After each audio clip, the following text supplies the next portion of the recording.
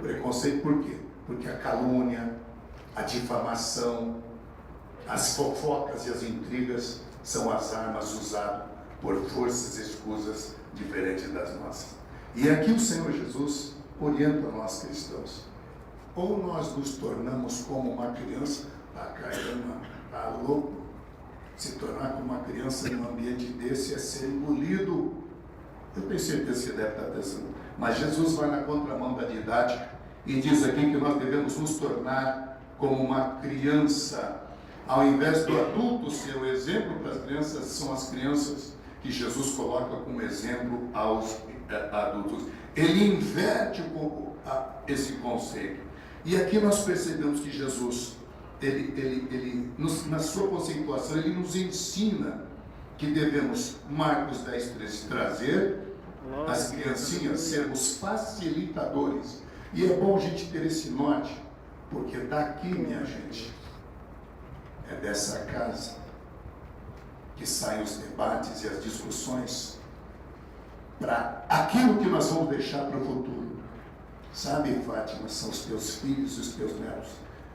Nós estamos trabalhando para construir um país para os nossos netos, bisnetos e as gerações futuras. Aí eu deixo uma pergunta: qual é a herança que nós vamos deixar para as gerações futuras? Qual é o exemplo? Qual é o modelo que nós vamos deixar? Então, Jesus traz esse conceito. Primeiro, trazer as criancinhas. Jesus repreende aqueles que colocam obstáculos nessa questão das crianças. Nós temos que ser facilitadores e não obstáculos. É o que Jesus claramente deixa aqui. E o pior, ele diz que a gente tem que observar quem é que impede das crianças chegarem até Deus. E aí nós percebemos que tudo que acontece no cotidiano, desde o leite que as nossas crianças tomam, ao caderno que elas recebem e a orientação que elas têm, passa aqui por essa casa. Gostaria que os nossos pares parassem para refletir sobre o que nós vamos fazer daqui para frente, o nosso norte. Eu espero que cada um reflita, porque é daqui que sai a ideia de que preservativos colocados nos banheiros do ensino fundamental, portanto, crianças de 13 anos já poderão ter acesso aos preservativos. E eu não estou aqui criticando autoridades, não, por favor. Eu estou apenas trazendo conceituação. Quando Jesus inverte a conceituação de adultos ensinarem crianças, mas ele diz as crianças é que nos ensinam, vamos aqui trazer essa conceituação. Aqui há uma inversão de objetivos.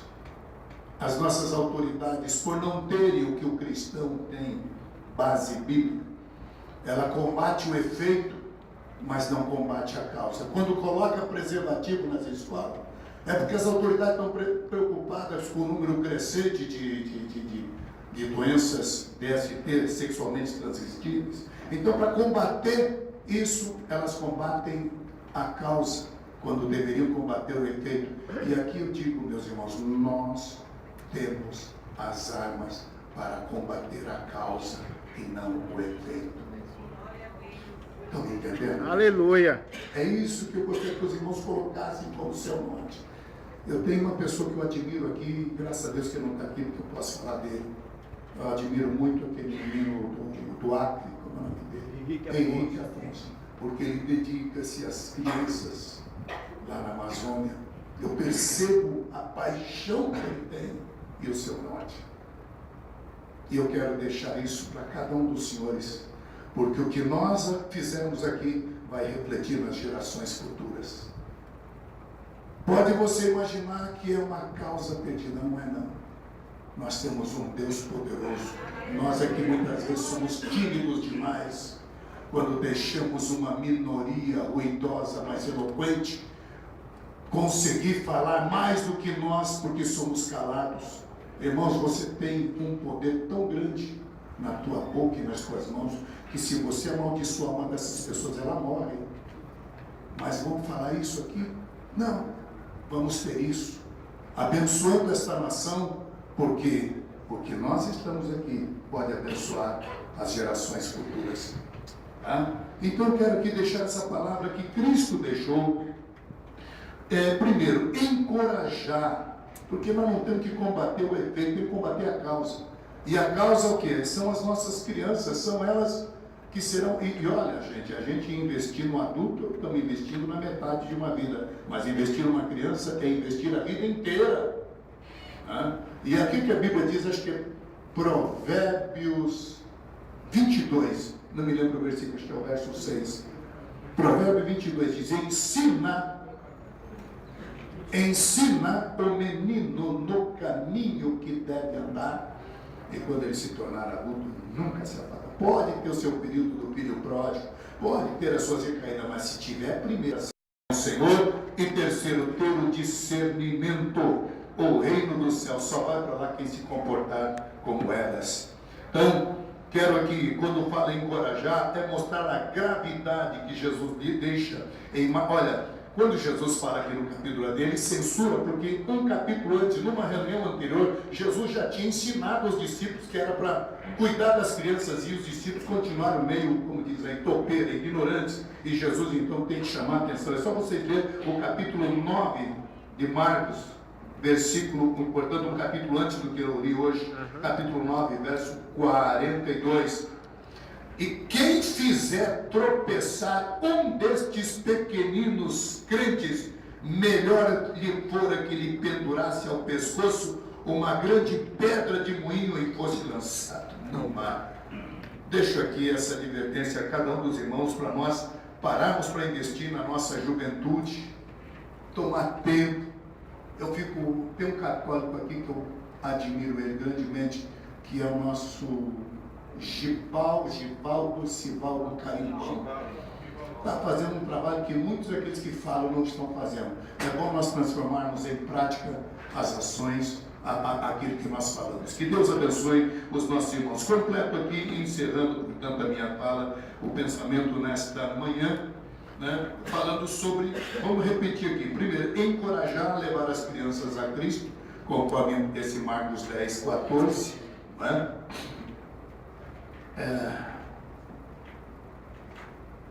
14 aqui. Jesus indignou-se e disse-lhes: deixai vir a mim os pequeninos, e não os impeçais, não os embaraceis. É muito grave essa questão. Dar atenção especial, investir nas crianças.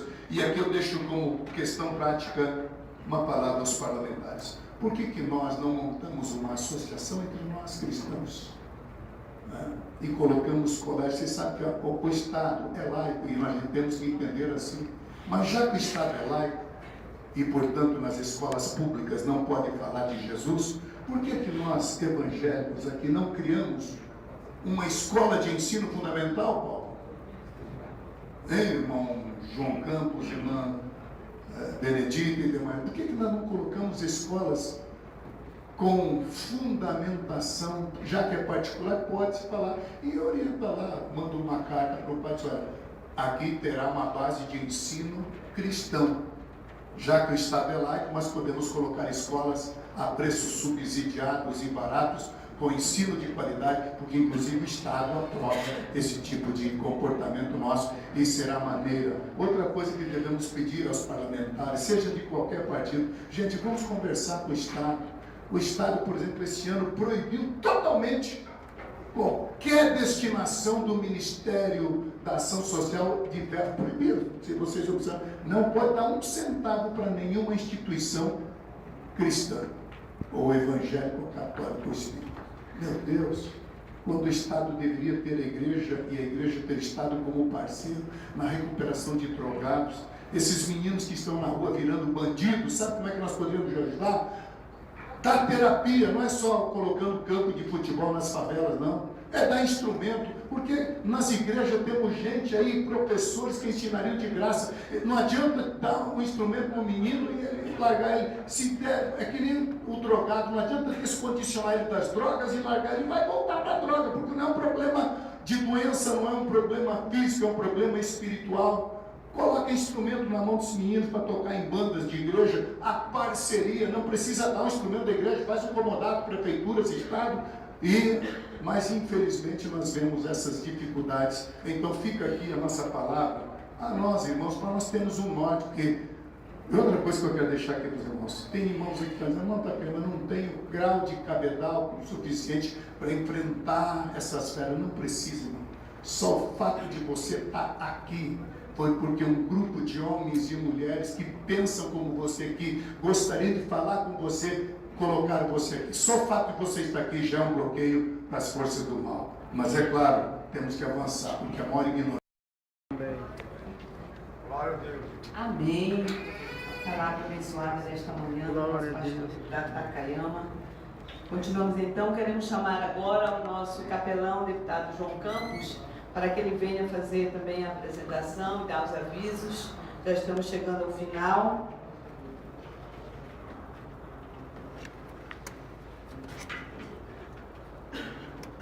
Queridos, a paz do Senhor Jesus.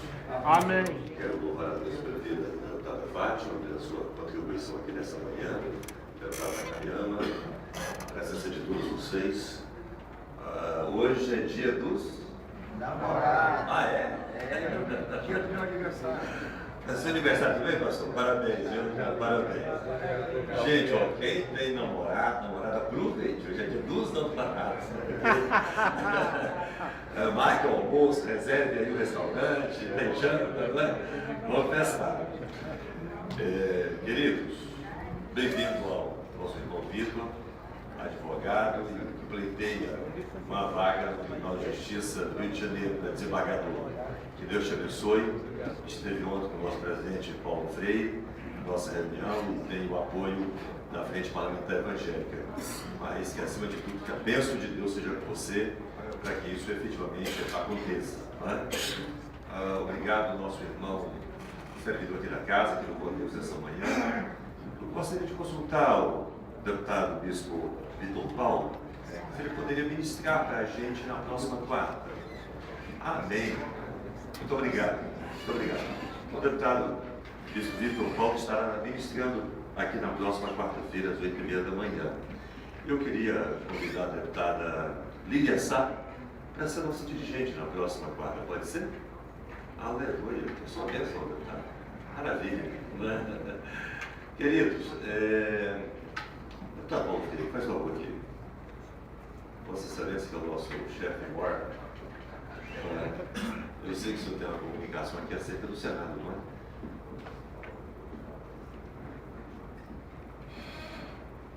Meus queridos, a paz do Senhor para todos. Amém. Na realidade, eu tenho aqui 2 avisos e pedir oração para uma votação que terá hoje, na parte da manhã, lá no Senado. Aquele projeto da família, né, que já está aí há tanto tempo para ser votado. Nós queremos pedir a vocês que orem ao Senhor para que a gente possa sair vitorioso ali. O deputado pastor Marcos Feliciano pediu para avisar que nós vamos ter hoje, às 14 horas, lá na Comissão de Direitos Humanos, uma audiência pública sobre família. E ele pediu para que avisasse aqui e pedisse também a colaboração, a presença de vocês, hoje às 14 horas, lá na nossa Comissão de Direitos Humanos. Ok? Somente isso, presidente.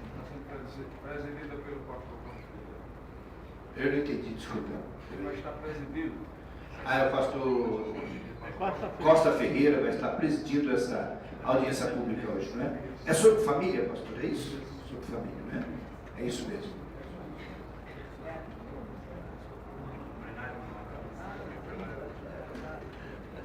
Queridos, vamos ficar de pé? Vamos. Agradecer a Deus por esses momentos aqui, não é? pela palavra que foi ministrada, que Deus nos deu um dia de muito trabalho que eu fico aqui na casa, uma sessão extraordinária agora, tem outro congresso ao meio-dia, à tarde deve ter ordinária, muita atividade na casa hoje, né, deputado Leonardo? Então, que Deus continue nos abençoando. Eu queria chamar aqui o aniversariante. Aniversariante. Vem do Rio de Janeiro para celebrar o aniversário aqui.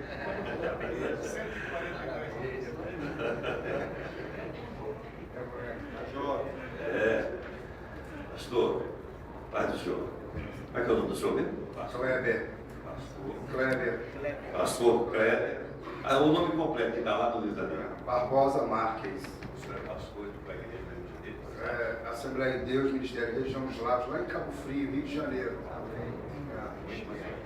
E o senhor nasceu no lar cristão ou converteu posteriormente? Eu não tive essa sorte, mas depois, em 83, eu encontrei com Jesus e até aqui tem nos ajudado, senão. E o senhor está aguardando o levantamento da igreja o ano que vem ou pode ser esse ano ainda?